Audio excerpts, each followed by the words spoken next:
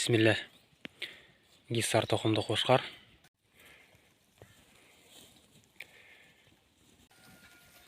Жалпы айтарым, қой бағып жүргенде де, қой жүрген жерде де, жалпы кішкентай балаларыңызды, ұл-қыздарыңызды абайлаңыздар. Бір жағдай болды осы жақын арада. Бір адам жем салып атқан. Бұлар бос жүрген кезде.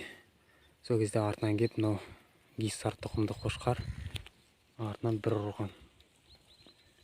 Сонымен ақсаңдақ болған сол адам. Сондықтан да абайлаңыздар. Балаларыңызды бұлай жүргенде жақындатпауға әрекет істеп тырысыңыздар. Айтарым сол.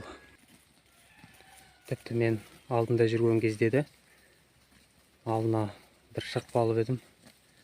Соны маған қарай айбат шегіп сөйткен кезде болды. Абайлаңыздар сондықтан. Бұл гиссар тұқымды қошқарға ғана айтылып атқан нәрсе емес. Жалпы бір қойларыңыз болып атса, сонда бір қошқар, қандай да бір сондай қой болып атса, жалпылама түрде абайлаңыз деп атқаным.